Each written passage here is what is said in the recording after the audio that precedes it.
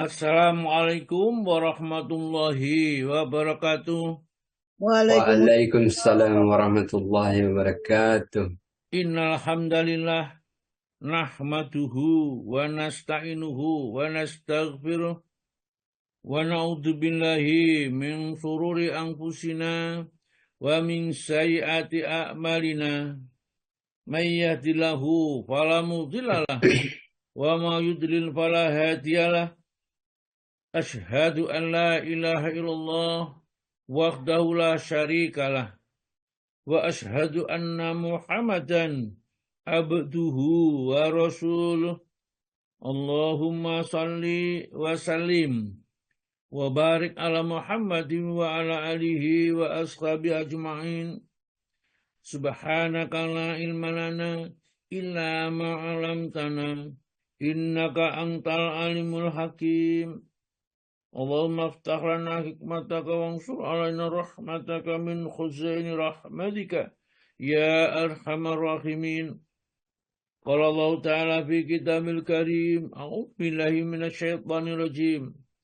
Ya ayyuhalladzina amanu taqullaha haqqa tuqatih wa la tamutunna illa wa antum muslimun.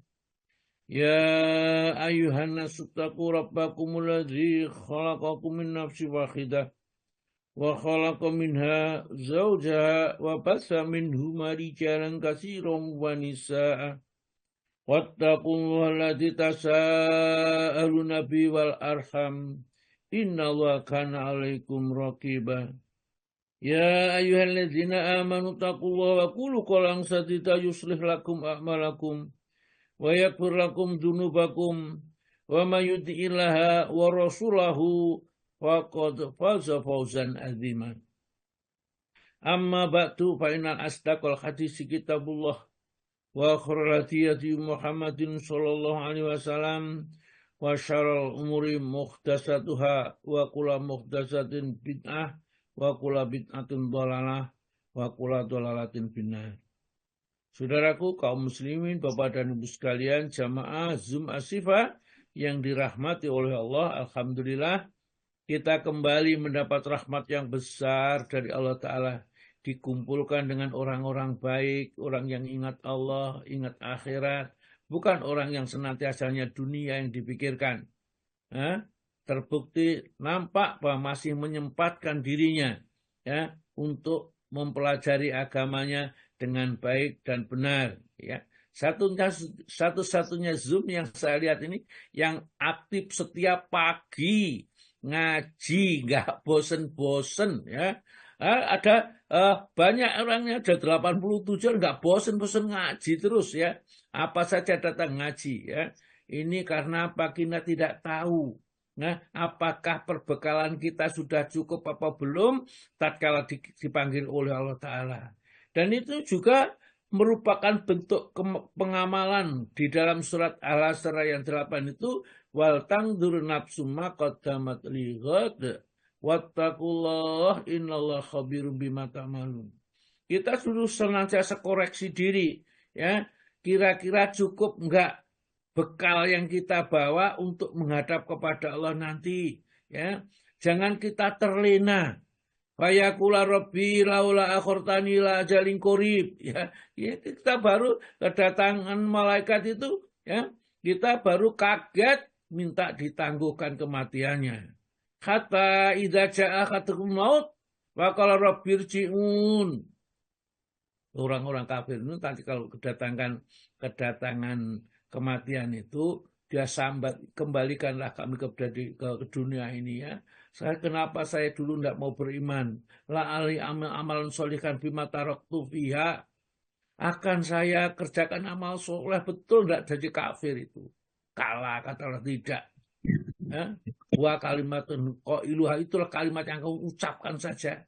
Kalau kamu dikembalikan kepada dunia, kembali dengan seperti apa yang kamu kerjakan dulu. Jangan sampai kita menemukan saat-saat seperti itu. Iman, ya, kita hidup hanya satu kali. Lamanya tidak lama, 60-70 tahun. Ya, kemudian kita ditawari surga yang abadi, yang kenikmatan tidak bisa kita gambarkan dengan kenikmatan dunia ini. Kok kita akan tukarkan? Itu kalau orang akalnya sehat, tidak mungkin. Ya. Hanya akalnya orang yang tidak jangkep itu tidak sehat itu. Ya. Maka Allah Ta'ala selalu mengingatkan orang-orang yang masuk neraka itu karena tidak punya akal.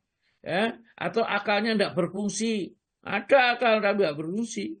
Lau kuna nasma'u au naqilu ma kuna fi ashabi sa'ir.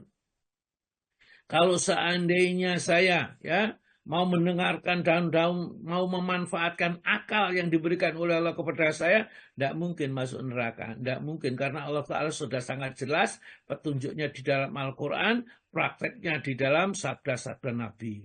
Kalau kita kok masih terjerumus ke dalam neraka, itu ya memang orang yang tidak menggunakan akal. Karena apa? Hawa nafsunya itu yang mendominir ya, yang paling menguasai dirinya ya, supaya dia memuaskan hawa nafsunya. Karena padahal hawa nafsu itu ya lastasba, nggak pernah be gitu ya.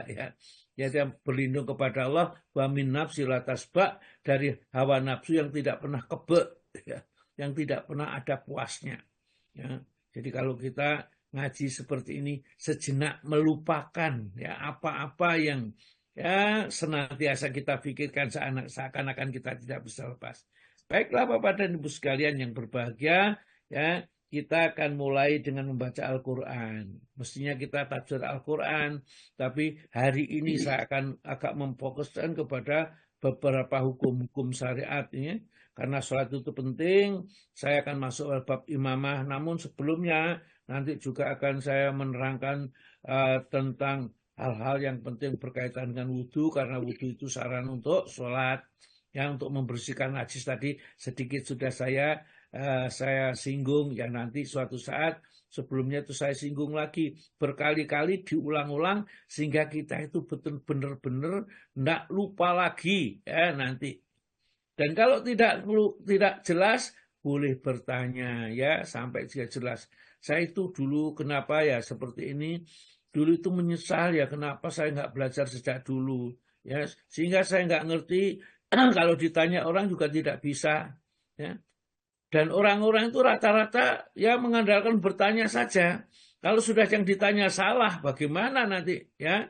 Ya ini nanti terjadi seperti dalam surat Ibrahim ayat 21 ya, itu lauhadanallah, orang yang diminta keringanan dari siksa, lauhadanallah, saatnya Allah memberi petunjuk kepadaku, lahadainakum, kamu mendapat petunjuk juga.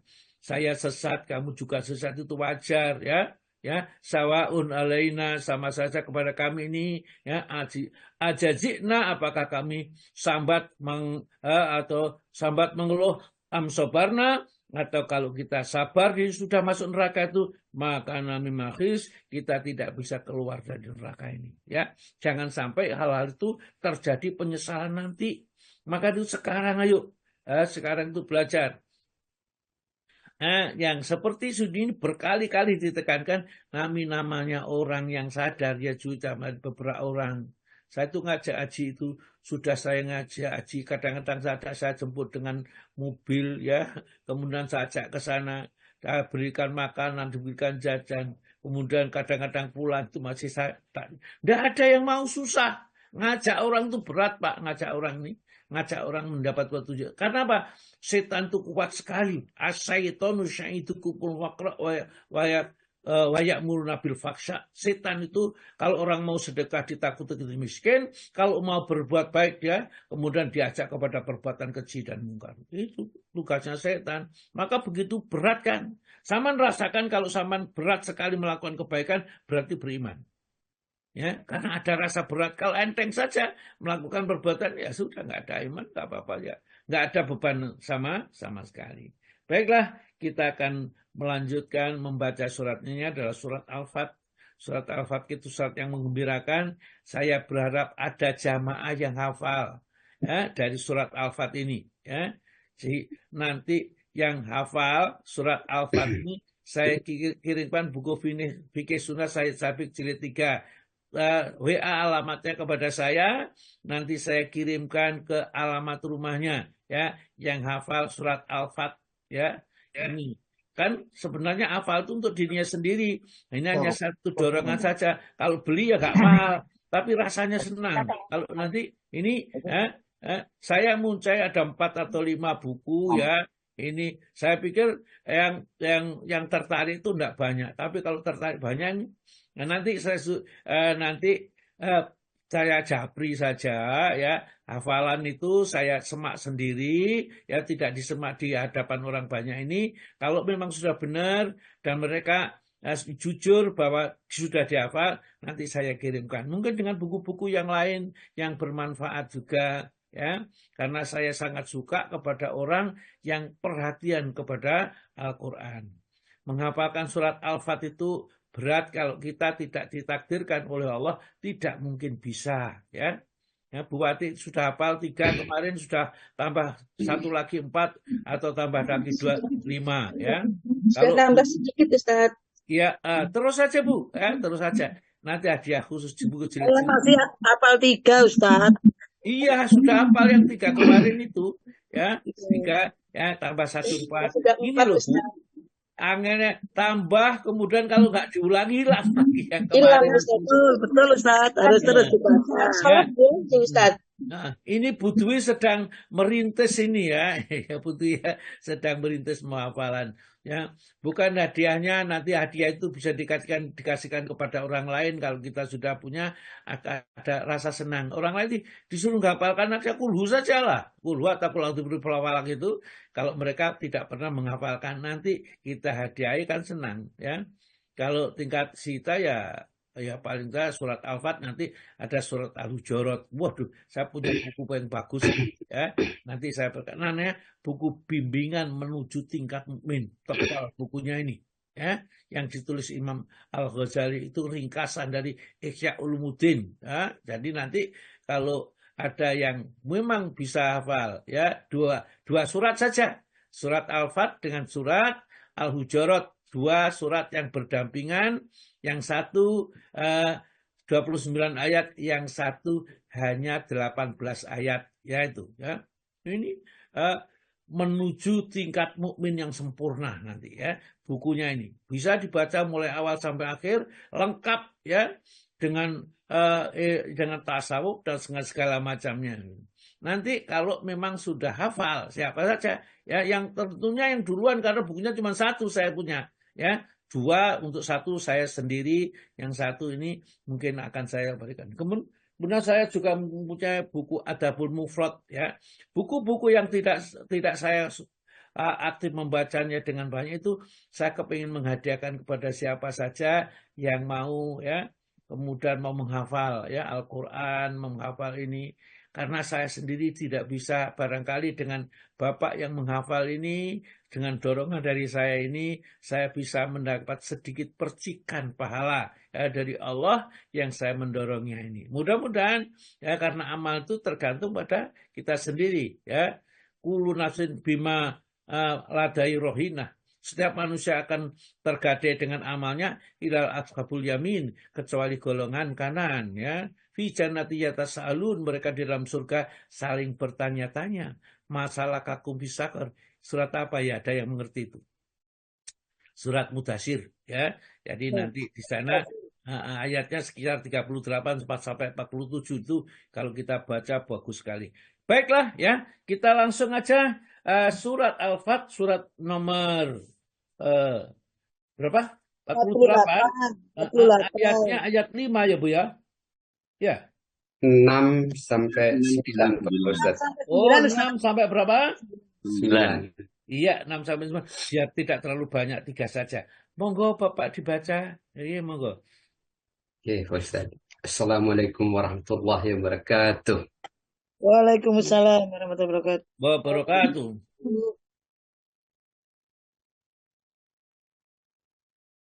A'udzu billahi minasy syaithanir rajim.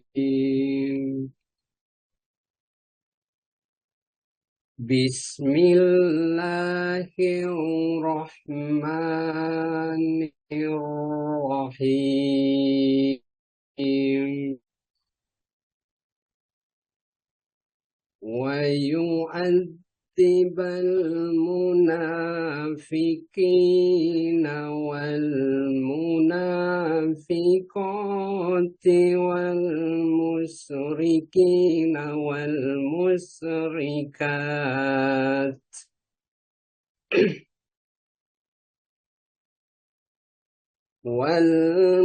والمشركين والمشركات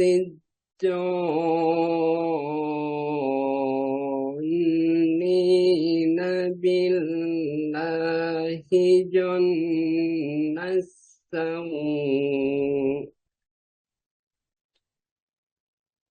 عليهم دائرة السوء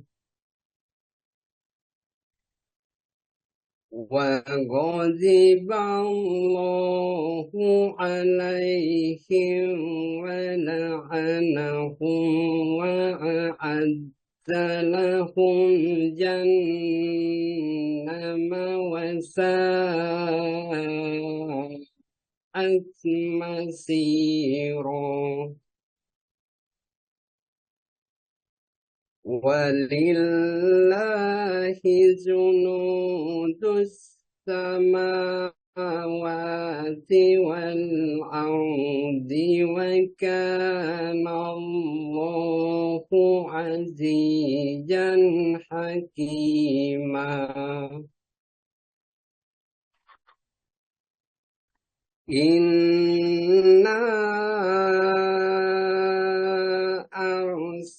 أرسلناك شاهدا ومبشرا ونذيرا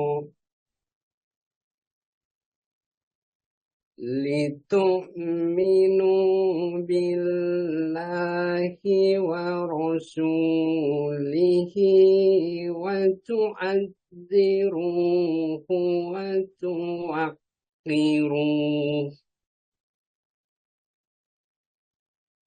وتسبحوه بكرة وأصيلا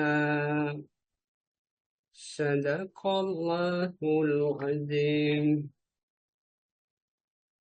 Aku berlindung kepada Allah dari godaan syaitan yang terkutuk dengan menyebut nama Allah yang Maha Pengasih lagi Maha Penyayang.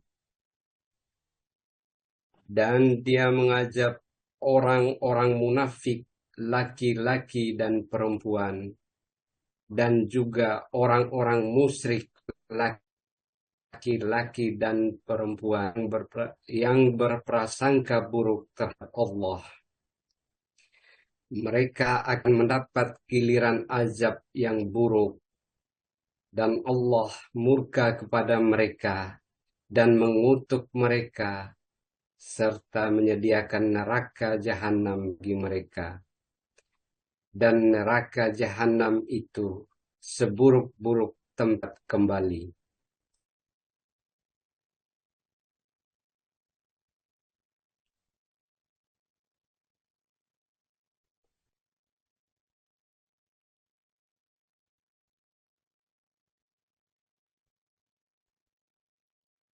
Kok nggak ada suaranya, Pak Munawar? Nggak ada suaranya, kelihatannya gambarnya nggak bergerak juga. Tinggi, Ustaz. Macet sinyal itu, Ustaz. Iya.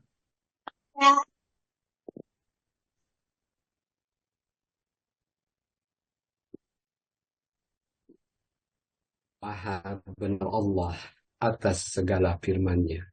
Assalamualaikum warahmatullahi wabarakatuh.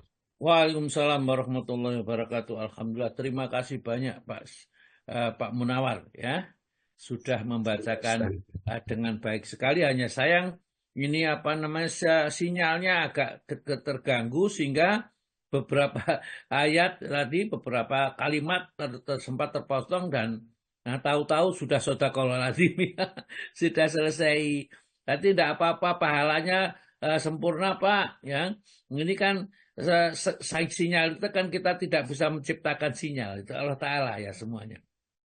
Baiklah ya, alhamdulillahirrahmanirrahim. Dari surat Al-Fat itu surat yang luar biasa sekali, bahwa Allah Ta'ala menjelaskan bahwa di dalam surat Al-Fat itu mengabarkan Allah akan memberikan kepada Rasulullah setelah menerima perjanjian Hudaybiyah itu dengan kemenangan yang gilang gemilang, ya, memenangkan suatu negeri tanpa peperangan, yaitu Mekah dimasuki tanpa perang, dan negara-negara lain banyak ditundukkan dengan mudah, sehingga mendapat banyak ghanimah yang banyak sekali, ya, serta dijanjikan akan diampuni dosa yang dulu dengan dosa yang akan datang.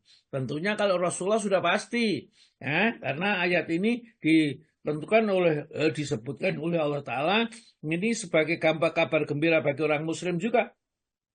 Liyaghfira lakallahu ma taqaddama min dzambika wa ma ta'akhkhara wa yutimma ni'matahu 'alaika wa yahdiyaka siratan mustaqima. Ya, jadi seperti itu semua, bahwa Allah Ta'ala memberikan balasan yang sempurna kepada semua para sahabat yang mengikuti Nabi kita Muhammad SAW, dan janji yang paling menyenangkan, wa yang surakallahu nasran aziza, dan Allah akan menolong kamu wahai Muhammad dan para sahabat-sahabat itu dalam menyiarkan agama Islam dan mendakwahkan agama Islam, nasran aziza, dengan pertolongan yang sangat teguh, sangat kuat, dan tidak akan yang bisa menghalanginya. Orang-orang musyrik mulai bergaul dengan orang-orang Muslim, maka orang Muslim bisa menyampaikan ajaran Islam pada mereka. Kalau dulu mereka tidak bisa ketemu, mereka sulit, sehingga berbondong-bondonglah orang masuk Islam. Ya, karena berbondong-bondonglah orang masuk Islam, sehingga nanti akan turun surat nomor 110 itu, idza jaa nasrullah wal fath, gitu ya. Dan jatahnya dan idza jaa nasrullah, dan apabila datang pertolongan, wal fath, dan kemenangan, itu surat itu, ya, masuk mereka berbondong-bondong. Selesailah tugasnya Nabi, kembalilah Nabi akan kepada Allah Subhanahu wa Ta'ala, ya. Maka dari itu, dengan turunnya ayat itu Allah menurunkan ketenangan. Walladzi anzala sakinata fi qulubil mu'minin, ya. Allah Ta'ala yang menurunkan ketenangan di hatinya orang-orang yang beriman. Aku begini. Ya. Ini kita kalau ngomong-ngomong lupa tidak dimatikan mic-nya, ini dia gak kerasa masuk itu, ya, tidak apa-apa. Ya, sudah Bu Dwi itu sudah tanggap Sasmito itu cepat sekali. Ya, saya baru melihat, mencari, sudah ditutup sama Bu Dwi, luar biasa Bu Dwi ini. Baiklah, saya teruskan ini, ya. Jadi dialah yang menurunkan ketenangan. Jadi orang-orang menjadi tenang tatkala dikasih tahu beritanya tentang surat Al-Fat ini. Pertolongan Allah akan segera datang berlimpah-limpah serta akan mengampuni dosa-dosanya. Ya. Dan yang penting lagi di ujungnya itu, bahwa ya, di ayat kelima ini, li yudkhilal mu'minina wal mu'minati. Allah akan memasukkan orang mukmin, baik laki-laki maupun perempuan itu, jannat, ke dalam surga yang tajri, yang mengalir minta di bawahnya al-anharu, banyak sungai, ya. Yang sungai, 4 sungai itu, khalidina fiha, mereka kekal di dalamnya, wa yukafiru anhum, dan akan menghapuskan atas mereka sayiatum, dosa-dosa mereka. Jadi dengan turunnya surat Al-Fat itu banyak keuntungannya, karena Rasulullah menerima persyaratan yang diberikan oleh orang munafik itu, yang kelihatannya memang merugikan Nabi, tapi hakikatnya adalah menguntungkan Nabi, yang keuntungan yang sangat besar, ya. Sehingga mereka itu dihargai sebagai lawan dakwahnya oleh orang musyrik. Dan musyrik jelas kalah, ya, karena apa yang disampaikan oleh Rasulullah terwahyu, ya. Mereka itu ajaran sesat, ya. Orang yang akalnya sehat mesti memilih ajaran wahyu yang diajarkan oleh Nabi, karena mengandung akhlak yang mulia, ya. Ini wa kana dzalika indallahi fawzan azima, dan seperti itulah di sisi Allah suka keuntungan yang besar bagi seorang mukmin. Nah, setelah itu Allah cerita ayat ke-6 ini. Wa yu'adzibal munafiqina wal munafiqat, dan Allah nanti dengan turunnya surat Al-Fat itu baru, ya, yang nampak siapa yang munafik sama yang mukmin, maka Allah akan siksa orang munafik baik laki-laki yang perempuan, wal musyrikina wal musyrikat, dan orang-orang musyrik, ya, baik laki-laki dan perempuan. Jadi adzonina bila dzonasau, karena mereka telah berprasangka buruk terhadap Allah, ya, bahwa Allah itu begini dan begitu. Mereka menganggap bersangka buruk kepada Allah Subhanahu wa taala akan disiksa ini. Alaihim dairatu syauk. Mereka itulah yang akan mendapat giliran pembalasan Allah dengan balasan yang buruk karena sangka buruk mereka, ya, kepada Allah. Wa ghadiballahu alaihim. Di samping itu Allah murka kepada mereka, orang munafik, orang musyrik itu, baik laki-laki perempuan itu, wa la'anahum, dan akan melaknat mereka, wa addalahum, dan akan, ya, menyiksa, menjanjikan, mengancam mereka jahanam, masuk kepada neraka jahanam. Wa sa'at masyira, perlu diketahui bahwa neraka jahanam itu adalah seburuk-buruk tempat kembali, ya. Nah, tentang untuk menundukkan semua itu, Allah mempunyai tentara yang bisa mengalahkan semuanya saja yang tidak mungkin dilawan oleh mereka. Karena apa? Walillahi junudus samawati wal ard. Karena tentara Allah itu berada di langit dan di bumi. Nggak ada yang dari bumi, ada yang dari langit, berupa angin, berupa badai, berupa malaikat, dan seterusnya. Yang dari gunung, berupa gunung meletus, dan lain. Itu adalah semua tentara Allah yang kalau Allah akan gunakan, tidak ada yang bisa melawan tentara Allah. Wa kana Allah azizan hakima, dan Allah maha perkasa dan maha bijaksana, ya. Kemudian Allah menjelaskan ayat 8, inna arsalnaka syahidan, sesungguhnya aku mengutus engkau wahai Muhammad sebagai saksi-saksi kepada umatmu. Umatmu akan menjadi kepada saksi pada umat-umat sebelumnya bahwa Allah telah menurunkan hidayah kepada mereka.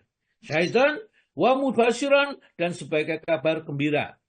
Barang siapa taat dan patuh kepada Allah, maka Allah akan memasukkan dia ke dalam surganya, yang di dalam surga itu tajri min tahtil anhar, akan dimasukkan surga yang mengalir sungai-sungai di bawahnya. Innal muttaqina, sesungguhnya orang yang bertakwa itu, fi jannati wa uyun, mereka akan berada di dalam taman-taman surga yang mengalir sungai-sungai yang jernih sekali, ya. Airnya tidak ada kotoran sama sekali, itu air, ya, air tawarnya. Kemudian ada air sungai madunya, kemudian ada sungai khamernya, ada sungai susunya. Nah, tentunya semua itu kita perlukan kepada manusia. Di dunia tidak akan ada yang seperti itu. Wa nadhiran, dan sebagai memberi ancaman, berita menakutkan gitu. Nadhiran itu peringatan keras. Kalau kamu sampai tidak mau taat patuh kepada Allah, hidup yang aja 60 tahun itu akan membuahkan hasil kesengsaraan yang selama-lamanya, karena akan dimasukkan neraka, khalidina fiha abadan, mereka dimasukkan neraka selama-lamanya. La yukhaffafu anhumul azab, mereka tidak akan diringankan barang sedikit pun siksanya. Pagi disiksa, siang disiksa, sore disiksa, malam disiksa, tidak pernah henti-hentinya.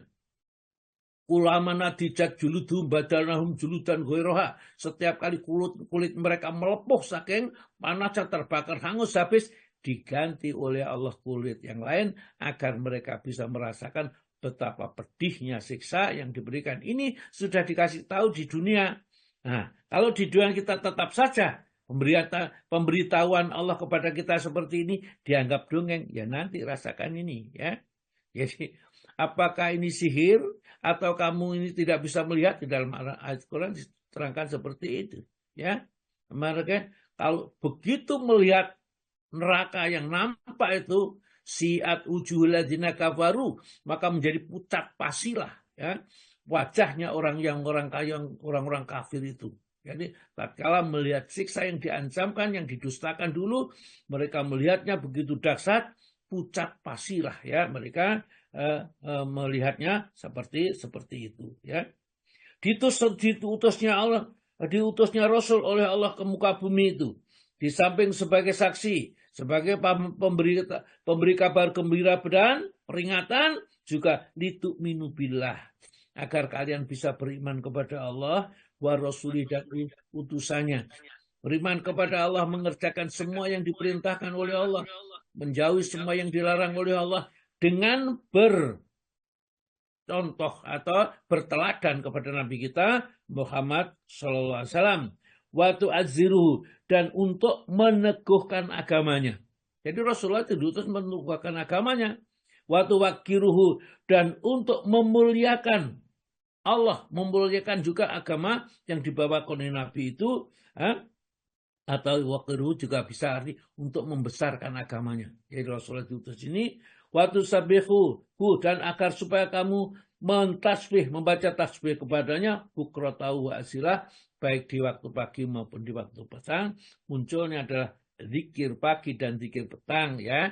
Nanti di dalam pertemuan berikutnya juga akan dibahas tentang zikir pagi, zikir petang. Karena dengan zikir yang ringan, yang mudah, nilainya besar. Ya, ini nanti ini hanya orang berilmu. Jadi sama-sama zikir atau yang ribuan kali, nilainya loh tidak kalah dengan orang yang hanya mengucapkan 4 kalimat, ya 3 kali, ya. Ini diucapkan sebelum meninggalkan zikir pagi. Zikir itu subhanallah wa bihamdihi adada khalqihi wa ridha nafsihi wa zinata arsy wa midada kalimati, diucapkan 3 kali. Dibandingkan dengan orang zikir ribuan kali mulai pagi sampai hampir duhur, kata Nabi kita nggak nutut masih, ya, dibandingkan dengan orang yang mengucapkan itu cuma 3 kali, ya. Ini menunjukkan bahwa ilmu itu memang di atas di segala-galanya. Amal kita mungkin kelihatan kecil, tapi bagi yang berilmu manfaatnya besar. Ada amal yang kelihatan besar, karena tanpa ilmu maka tidak ada nilainya di sisi Allah Ta'ala. Maka para malaikat itu orang yang mau belajar, nah, menempuh ilmu, belajar ilmu khususnya syariat ini sangat disenangi, dipayungi dengan sayapnya, dimohonkan ampun kepada Allah Subhanahu wa Ta'ala. Baik, sekarang sudah masuk jam 6 lebih 6 menit. Kita masuk kepada, kita lanjutkan tadi, yakni tadi apa? Tadi hal-hal atau beberapa catatan yang diperlukan oleh orang yang berwudu, Ustaz. Ya, kita masih ke sana. Kemudian kita juga nanti akan menjelaskan sedikit, ya, masih wudu sebelum sampai jam berapa ya? Jam 6.15 ya Bu ya? 6 berapa? Ya, 6.16. Ya, lupa barangkali ya. Baiklah, ya. Monggo dibaca. Ya, tadi Bu Wati sementara yang baca, ya, beberapa catatan. Monggo Bu Wati. Hilang ini.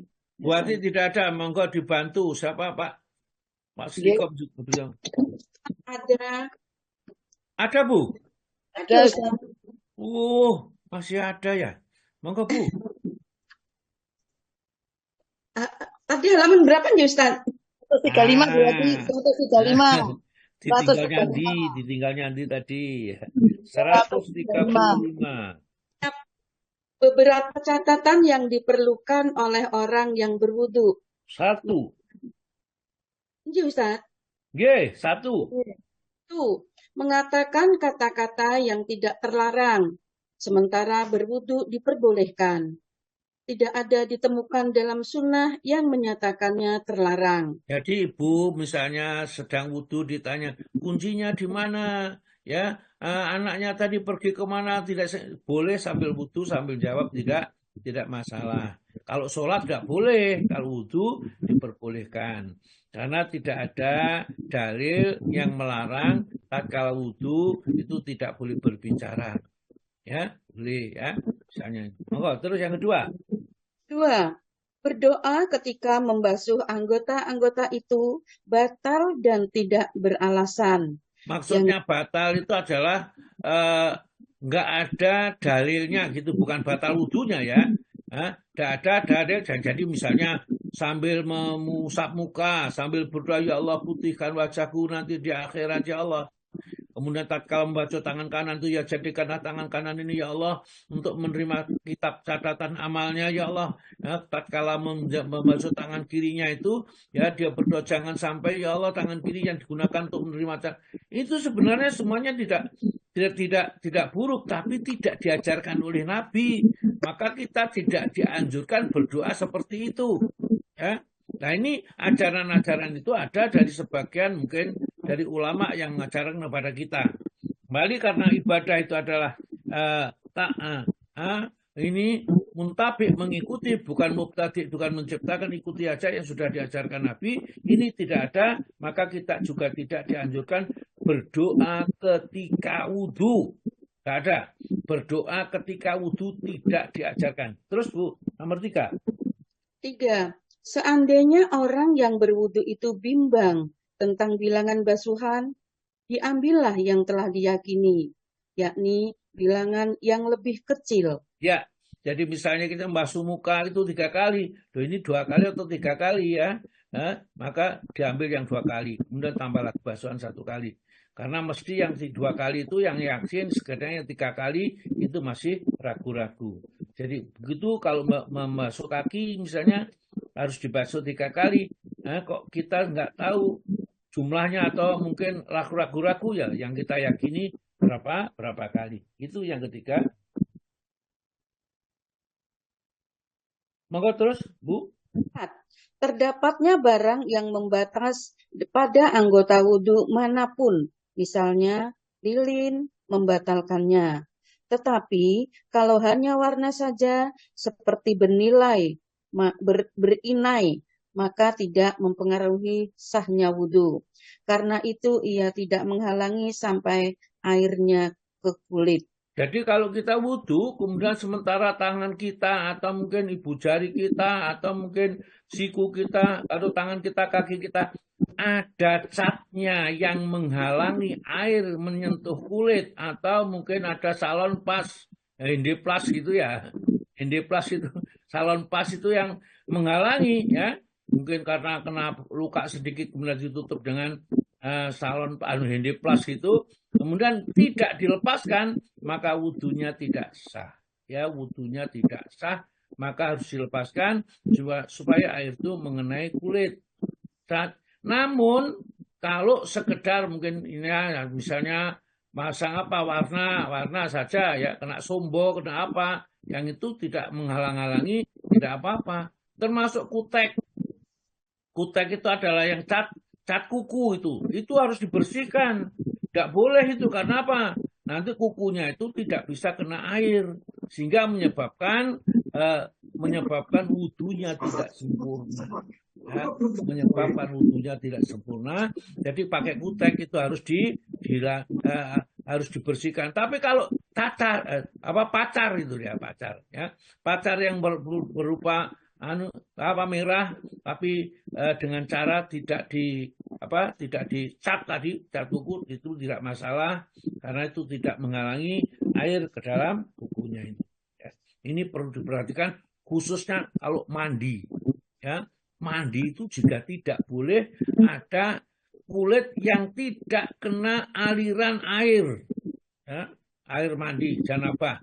Karena kalau ada kulit yang tidak kena aliran air mandi janabah ini tidak sah mandinya dan besok itu akan menjadi lewat jalannya api neraka membakar dirinya tatkala mereka dulu masuk ke dalam neraka, karena setiap orang akan mendatangi neraka dalam surat Maryam 71-72 itu.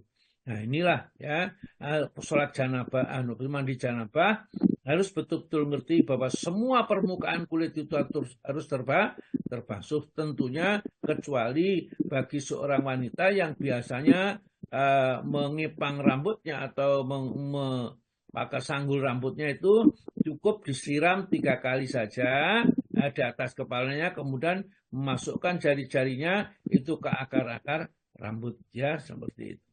Terus Bu. 5. Perempuan yang istiadah, begitupun orang yang ditimpa saban-saban, kencing, silsilatul baul, atau keluar angin dan penyakit-penyakit lainnya. Hendaklah mereka berwudu setiap hendak sholat bila halangan itu terjadi pada setiap waktu atau tak mungkin menentukannya. Dan dengan adanya halangan itu, sholat mereka dianggap sah. Ya, jadi orang tua itu biasanya kadang-kadang kentutan, ya. Jadi sudah wudhu nuntut lagi, wudhu lagi nuntut lagi, wudhu lagi nuntut lagi. Maka dianjurkan hanya pada saat mau sholat saja wudhu. Ya.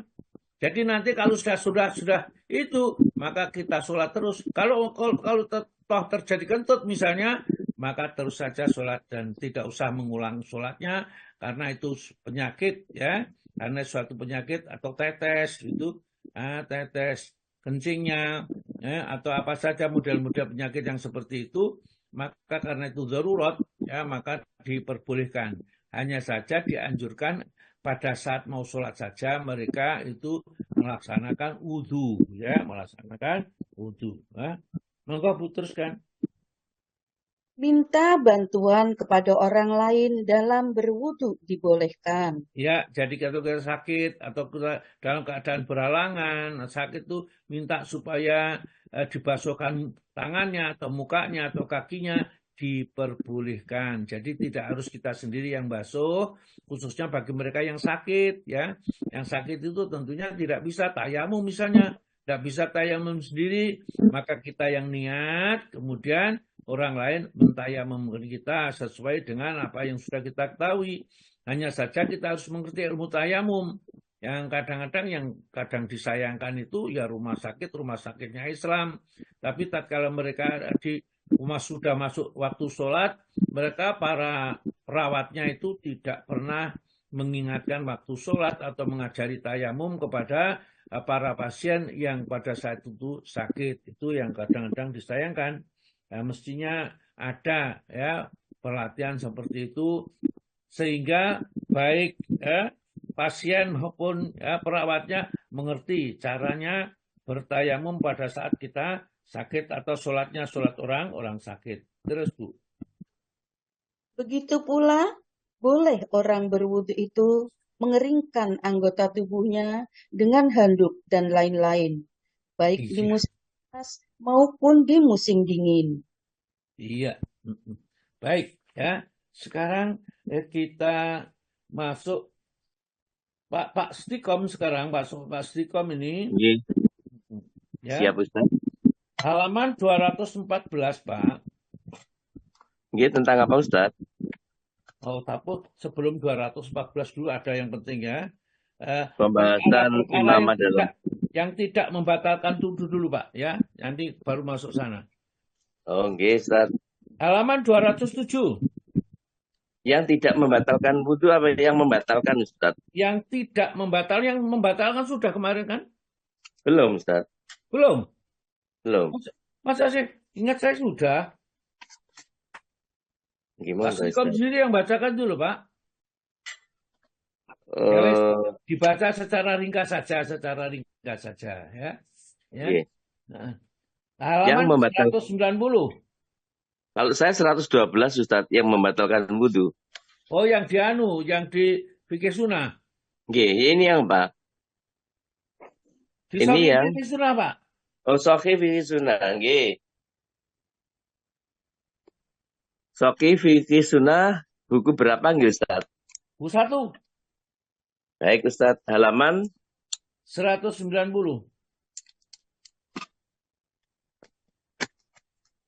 Saya di-share ya Ustaz bukunya, nanti saya tak pesan.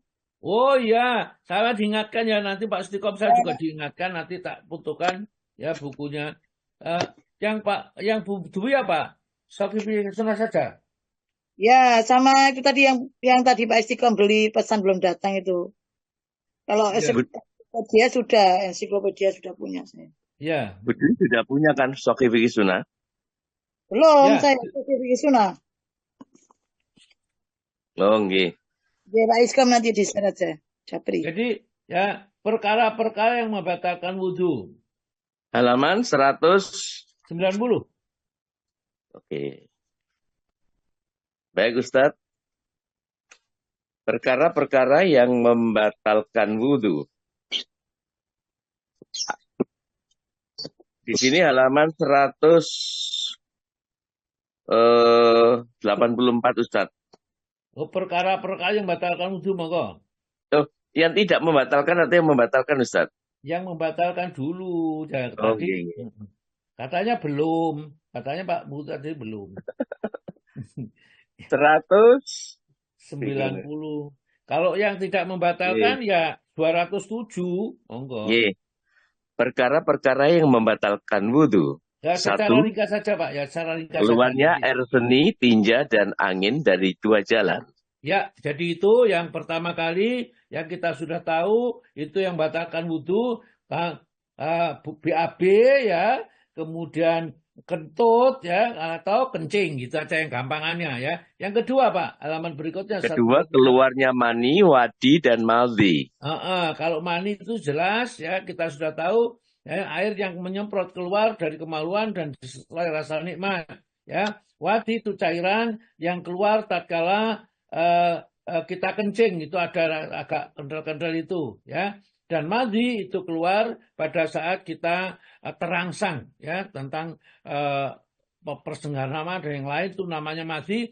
Keluar cairan itu namanya najis semua. Jadi kalau mengenai pakaian, pakaiannya harus dicuci ya, harus dibersihkan. Kalau kita mengenai kulit atau mengenai apapun ya kita harus bersihkan. Kalau kena kemaluan kita harus cawi ya, kita harus dibersihkan dengan cawi, tidak perlu mandi ya, karena itu bukan mani. Kalau mani tersebut harus dengan mandi, tapi kalau mandi cukup dibersihkan saja. Yang ketiga, tidur yang lelap hingga tidak sadarkan diri.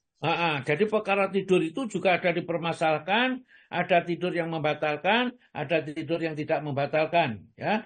Ini perlu dibaca ini ya kan, ya Pak ya, kita dibaca. Maka dibaca kalau begitu.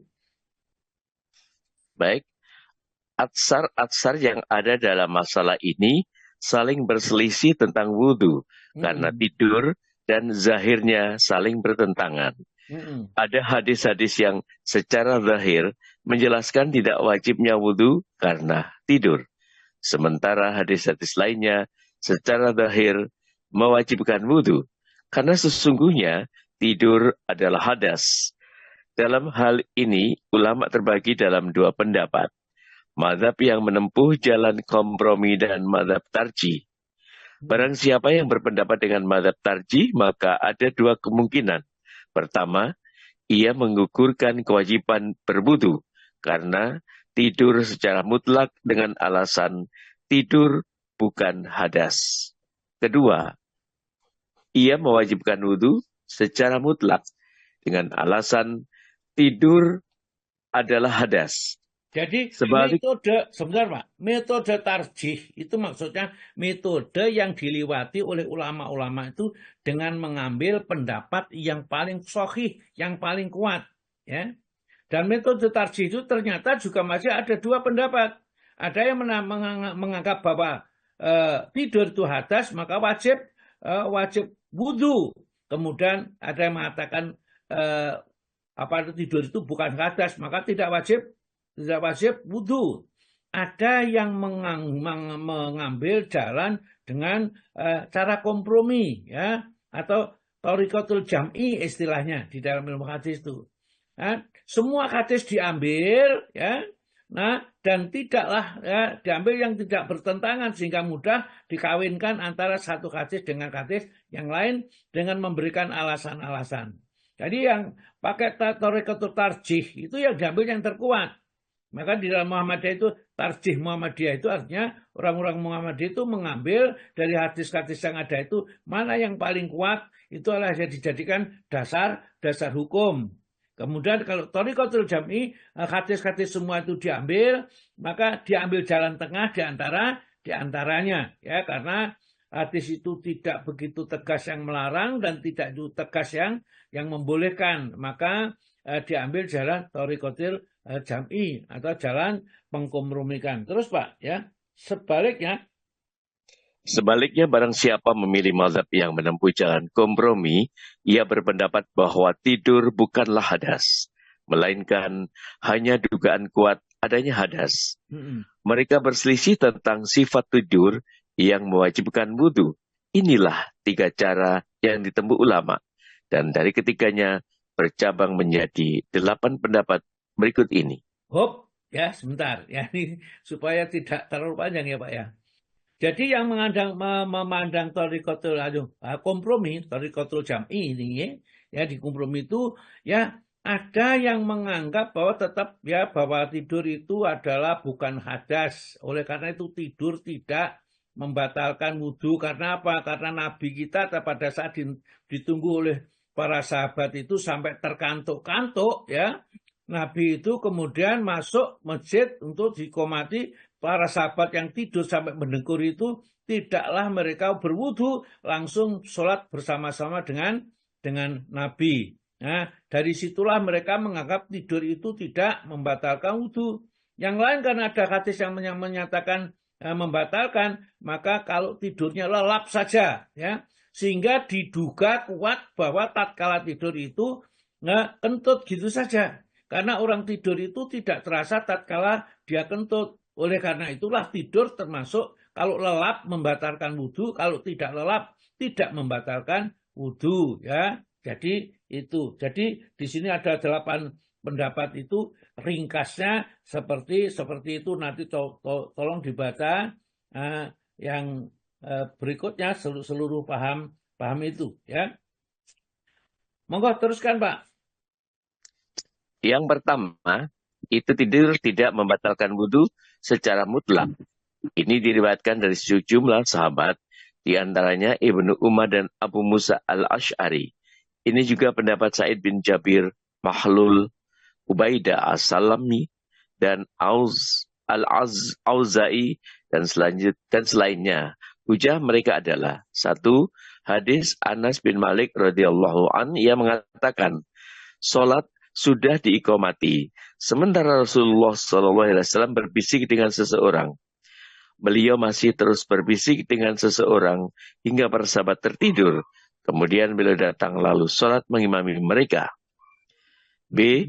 Diriwayatkan dari Qatadah, ia berkata, aku mendengar Anas berkata, para sahabat Nabi SAW pernah tidur, kemudian mereka bangun mengerjakan sholat tanpa berwudu. Perawi berkata, aku berkata, apakah engkau mendengarnya dari Anas? Qatadah menjawab, iya, demi Allah. Ya, jadi oleh karena begitu hadisnya kayak begitu, maka pendapat yang pertama itu menganggap bahwa tidur tidak membatalkan wudhu secara mutlak. Karena apa? Riwayat-riwayat mengatakan seperti itu. Langsung aja Pak ke yang kedua, Pak. Kedua, tidur membatalkan wudhu secara mutlak. Tidak ada perbedaan antara tidur sebentar dan lama. Ini adalah pendapat Abu Hurairah, Abu Rafi', Amr bin Az-Zubair, atau Al-Hasan Al-Basri, Ibnu Al-Musyayyab, Al-Zuhri, Al-Muzani, Ibnu Al-Mundir, Ibnu Hams, dan pendapat yang dipilih oleh Al-Albani. Dalil mereka adalah A. Hadis Sofwan bin Asal, ia berkata, Rasulullah SAW memerintahkan kami mengusap sepatu-sepatu kami jika berpergian jauh, dan tidak perlu melepasnya selama 3 hari karena buang air besar, buang air kecil, dan tidur, kecuali karena jenabat. Ya, ini ternyata hadisnya dhaif. Ya, kalau karena dhaif itu, maka pendapat yang kedua ini dianggap kurang kuat. Ya, jadi ada pendapat-pendapat yang lain. Jadi tidur membatalkan secara mutlak itu tidak kuat, ya. Oleh karena itulah kalau kita sholat Jumatan itu tertidur, ya gak batal, sholatnya kalau tidur tatkala Jumatan, karena kita tidak tidur lelap, tidurnya hanya ya seperti itu. Jadi pendapat pertama yang biasanya mereka ambil pedoman seperti itu, ya. Hadis yang kedua, monggo Pak. Yang ketiga. Ya, yang ketiga, pendapat yang ketiga. Ketiga, tidur lama membatalkan wudhu dan tidur sebentar tidak. Ini adalah pendapat Imam Malik. Dan satu riwayat dari Ahmad, ini adalah pendapat yang dipilih Al-Zuhri, Rabi'ah, dan Al-Auza'i. Mereka membahas hadis Anas tentang tidurnya para sahabat sebagai tidur sebentar. Mereka berargumen dengan hadis Abu Hurairah yang artinya, barang siapa yang tidur hingga lelap, maka ia wajib berwudu.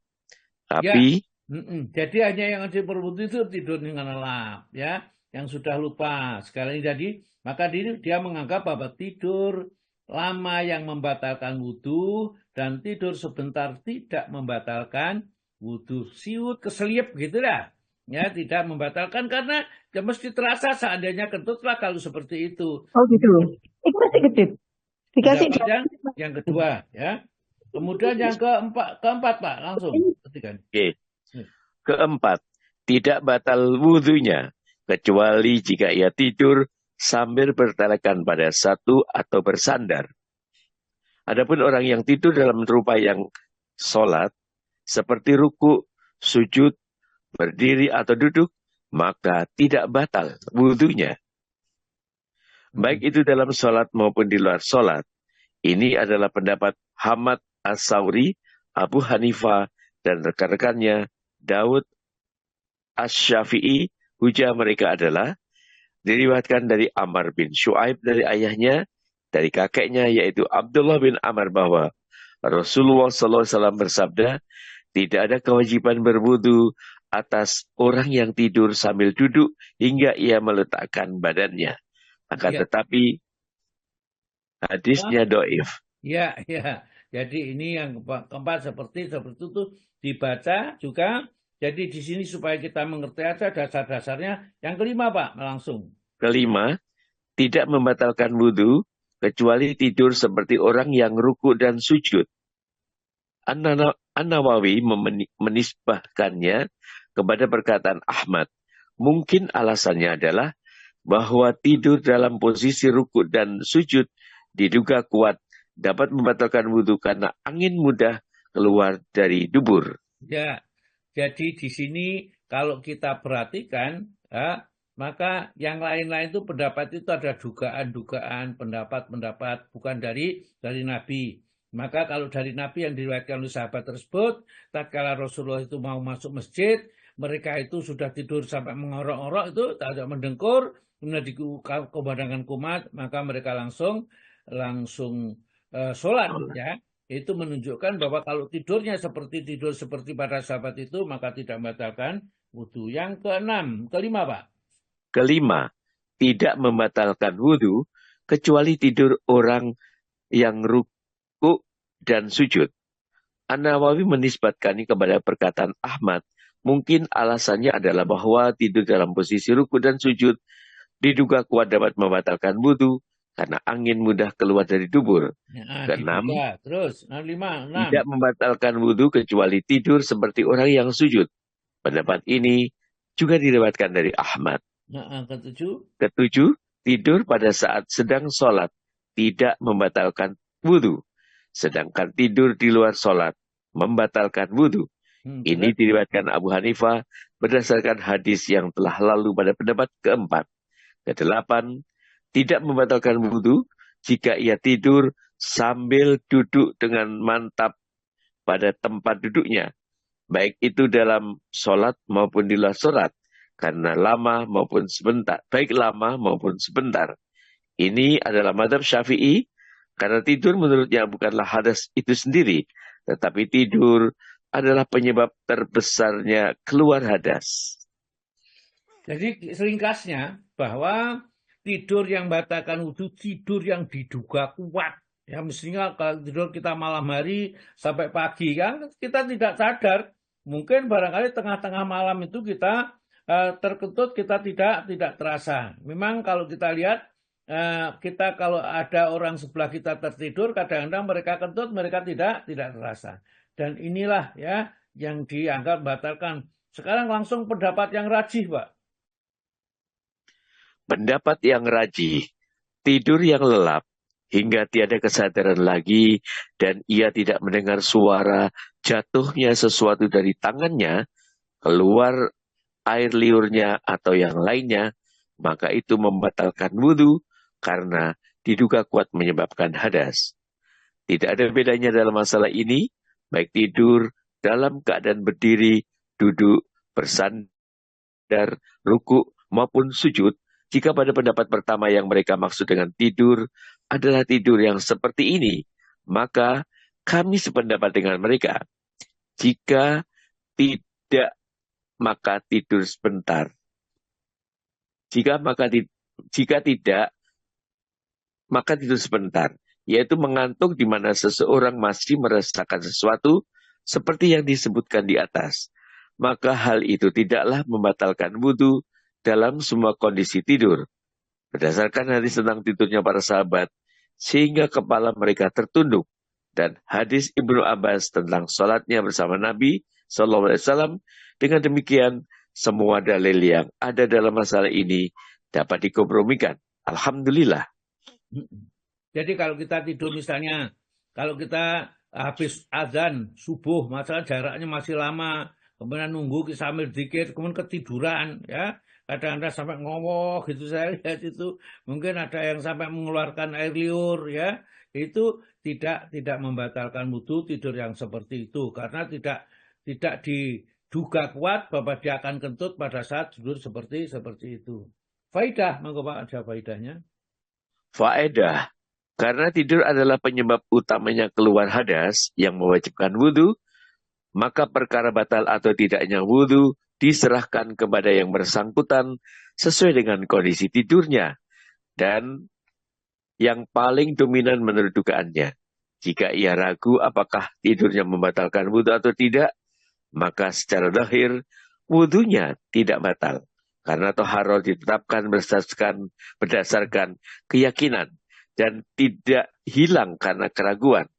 Inilah pendapat yang dipilih oleh Syekhul Islam Ibnu Taimiyah dalam Fatwa 21/230.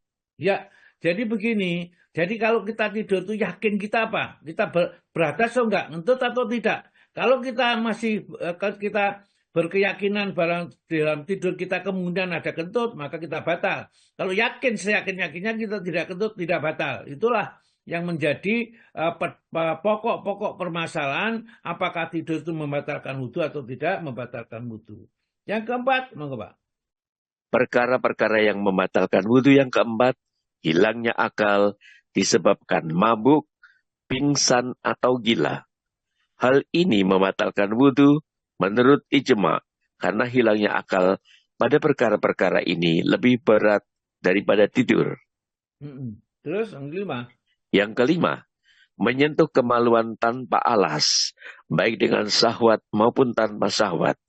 Mengenai batalnya wudhu karena memegang kemaluan, terdapat 4 pendapat ulama, 2 pendapat dengan tarjih, dan 2 pendapat dengan jalan kompromi. Ya, Pertama, jadi gini juga sama, menyentuh kemaluan itu terjadi banyak perbedaan pendapat, apakah dia termasuk membatalkan wudhu atau tidak. Ya, oleh karena itulah nanti ya kita lanjutkan berikutnya saja sampai yang kelima ini karena kita pembahasannya agak cukup panjang, kemudian beberapa yang bertalian dengan penjelasan yang lebih lalu. Jadi nanti kita lanjutkan. Tolong nanti diingatkan halaman 199 tentang ini. Kita masuk pada pembahasan kita tentang ini, tentang apa? Fikih Sunnah, Jilid Ensiklopedia Jilid 2 itu apa Pak? Iya.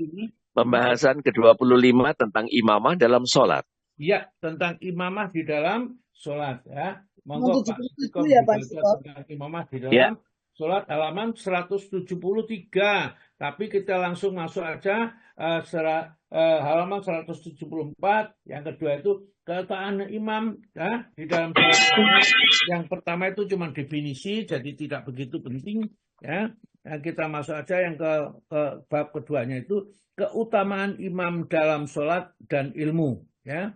Ternyata yang menjadi imam di dalam sholat itu adalah orang yang berilmu ya.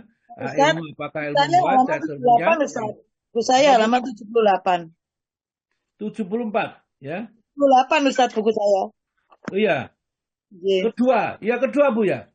YB keutamaan imam dalam sholat dan ilmu. Oh.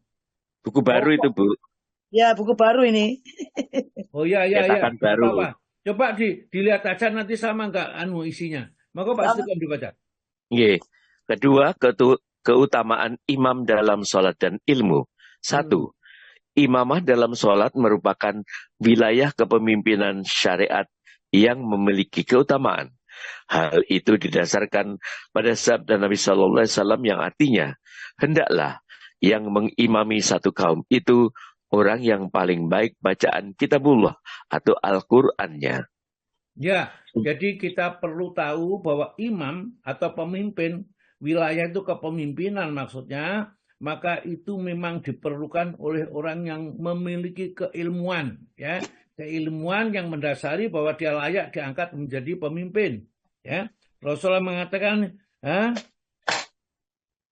ya umul kauma yang berhak menjadi imam dari satu kaum itulah aqra'uhum yang paling bagus bacaannya, ya, paling bagus kitabullahi, ya, bacaan kitab Allah. Jadi yang paling bagus bacaannya itulah yang paling berhak menjadi imam sholat, ya. Ini karena aqra'uhum nanti akan berbeda pendapat beberapa ulama. Ada aqra'uhum itu yang paling banyak bacaannya, ada orang yang paling alim, ya, di dalam masalah keilmuan agamanya, ya, karena memimpin sholat itu harus tahu apa yang membatalkan dan apa yang diwajibkan dan seterusnya. Di samping bacaannya bagus, dianjurkan juga keilmuan agamanya juga bagus, ya. Sebagaimana Pak? Sebagaimana telah diketahui bahwa yang paling baik bacaannya adalah yang paling berhak untuk menjadi imam. Penggunaan kata akro yang paling baik bacaannya menunjukkan keutamaan imamah sholat. Ya, yang kedua. Kedua, imam dalam sholat menjadi panutan dalam kebaikan.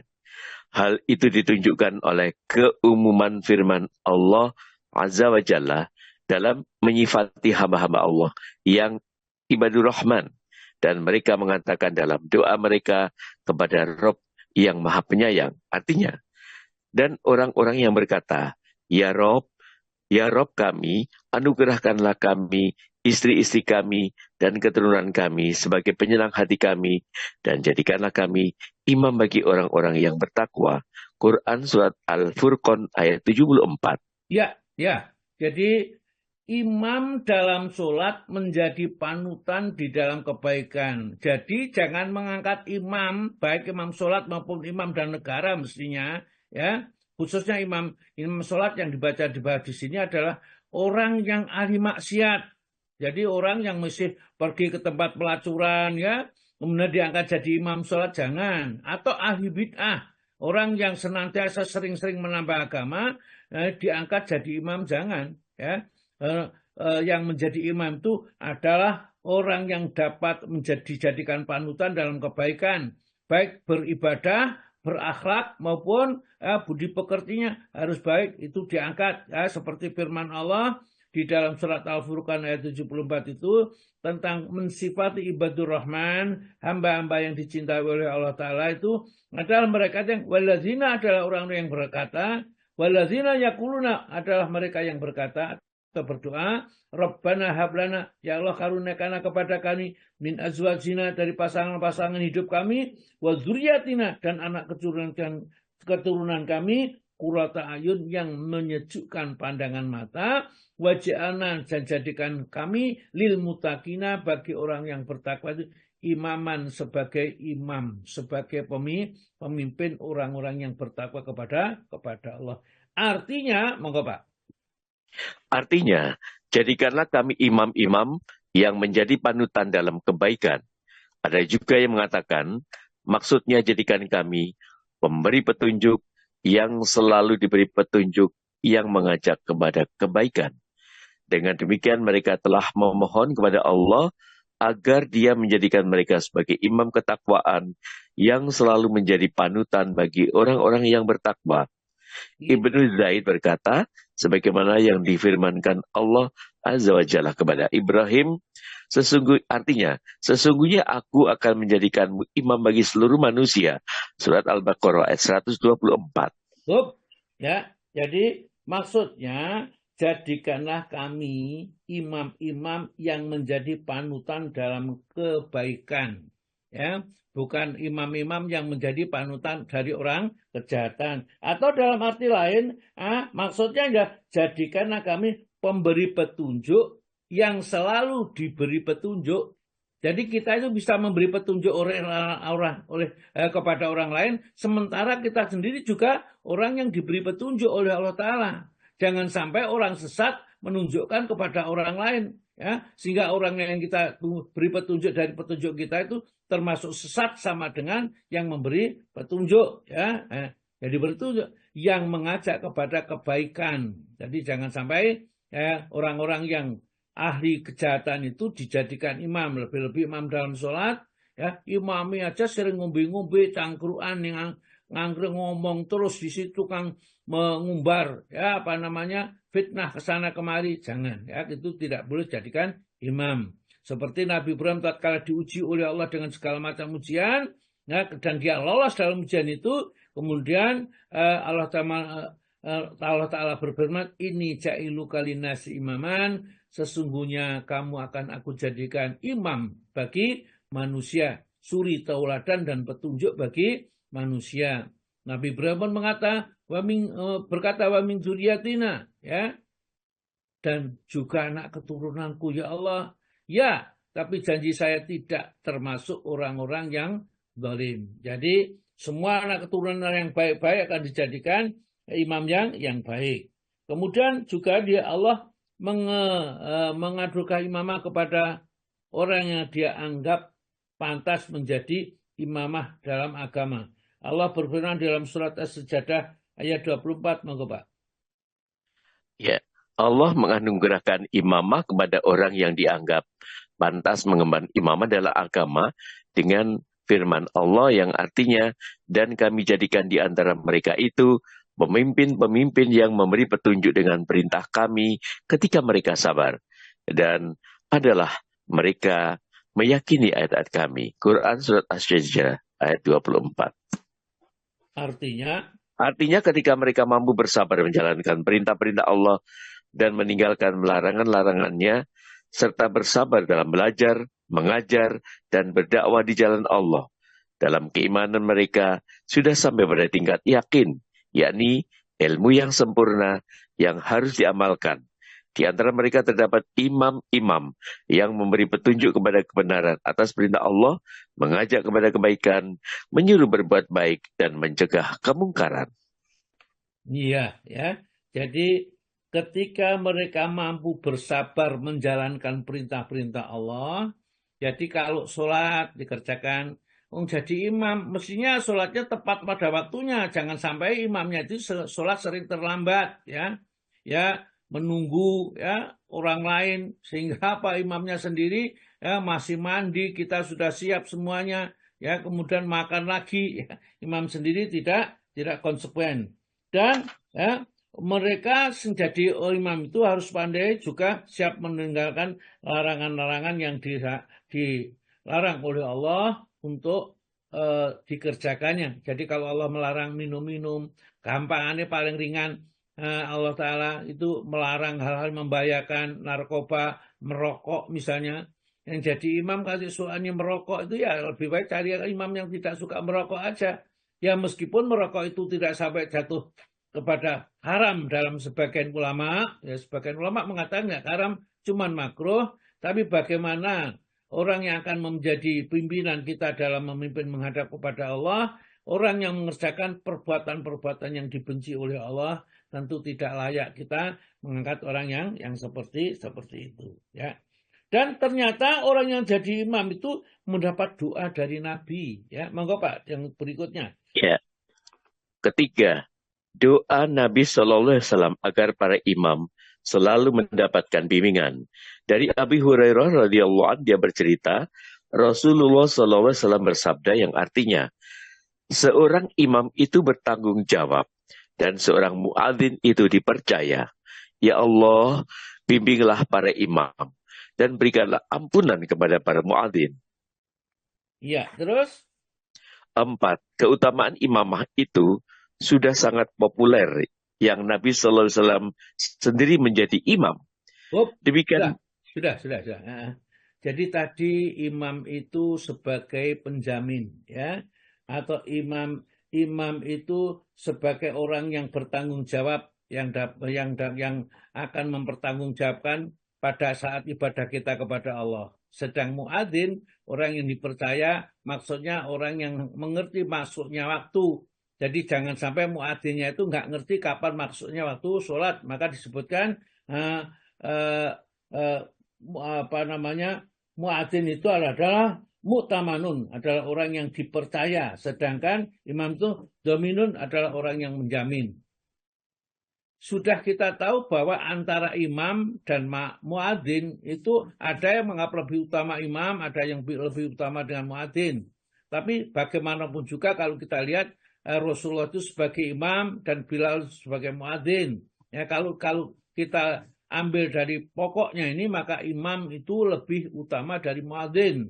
Namun kalau kita lihat dari sabda Nabi bahwa muadzin itu dimohonkan ampun, imam itu dimohonkan petunjuk, maka yang dimohonkan ampun itu lebih utama dari yang dimohonkan dengan petunjuk, karena yang dimohonkan ampun itu akan terbebas dari dosanya. Itu barangkali itu khusus selain Nabi. Kalau Nabi dan para sahabat itu tentunya yang jadi imam itu lebih utama daripada muadzinnya. Ya, langsung masuk 5, Pak. Baik. Kelima, keagungan kedudukan imamah dan bahayanya bagi orang yang meremehkannya. Keagungan keberadaan imamah dan bahayanya bagi orang yang meremehkannya sudah nampak dalam hadis Abu Hurairah radhiyallahu an dari Nabi sallallahu alaihi wasallam. Beliau bersabda yang artinya, para imam itu sholat bersama kalian atau makmum. Jika mereka para imam itu benar, pahala bagi kalian dan bagi mereka. Dan jika mereka salah atau imam itu salah, pahala bagimu dan dosa atas mereka. Ya, perhatikan yang kelima itu penting. Ini Pak Samidi sering bertanya di mana kalau imam itu salah, kemudian yang menanggung imamnya sendiri, makmumnya tidak menanggung sama sekali. Ini dalilnya di sini ya. Dulu pernah ya saya suruh baca, nggak sempat baca, itu juga ada di dalam kitab fikih Sunnah Said Sabiq juga ada sebenarnya. Di sini ada ya. Keagungan kedudukan imamah itu. Imam ini dijadikan imam karena agungnya kedudukan mereka dan bahaya bagi orang yang meremehkannya. Artinya meremehkan jadi imam. Ya, sehingga mereka itu berbuat dosa, berbuat salah tatkala dia itu jadi imam, nggak ngerti hukumnya, mana yang syaratnya, mana yang rukunnya, mana yang sunnahnya, mana yang wajibnya, sehingga pokok yang penting ngawur saja gitu. Sehingga sholat itu membingungkan makmum, sholat terlalu cepat, sholat terlalu lama, dan sebagainya. Oleh karena itulah ya Rasulullah bersabda, ya, para imam itu sholat bersama kalian, maksudnya makmum.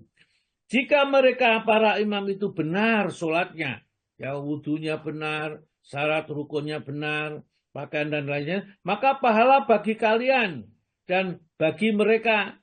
Maksudnya kalian dapat pahala di sholat itu, mereka pun mendapat pahala dari sholat mereka dan sholatnya para jamaah ini. Imam itu akan mendapat tambahan pahala. Dan jika mereka itu salah, maksudnya para imam itu salah, ya, pahala bagimu, sholatmu tetap sah dan dosanya tetap ditanggung oleh imam yang sholat salah. Umpamanya imam itu sholat tetapi tiba-tiba dia batal sholatnya, tapi dia nggak ngaku, nggak ngerti, nggak jujur, dia terus mengimami sholat tatkala dia batal, maka dosanya ditanggung sendiri oleh imam, sedangkan makmumnya tidak menanggung dosanya. Terus Pak. Kata Yosuluna, yakni para imam sholat, lakum, karena kalian jika mereka benar. Dalam hal rukun, syarat, kewajiban, dan sunnah-sunnah sholat, bagi kalian, pahala kalian, dan bagi mereka, pahala sholat kalian.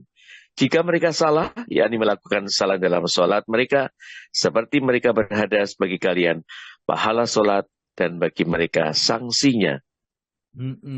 Ya, itu harus hati-hati ya. Ini saya ulangi lagi, kata yusoluna, yakni para imam sholat, lakum, karena kalian, jika mereka benar, maksudnya dalam rukun, benar dalam syarat, benar dalam kewajiban, dan benar dalam menjaga sunnah-sunnah sholat, bagi kalian, ya, maka kalian dapat pahala, ya, pahala sholat kalian, dan bagi mereka, dan kalian pun juga mendapat pahala dari para imam ini. Imam pun mendapat pahala dari kalian, mereka mendapat pahala yang berlipat-lipat ini antara makmum dan imam ini. Jika mereka beradas, ya, bagi kalian pahala sholat dan bagi mereka sanksinya. Jadi kalau imamnya berhadas, kita tetap mendapat pahala, sedang sanksinya ditimpakan kepada imam yang berhadas tersebut. Ya, terus Pak, masih ada?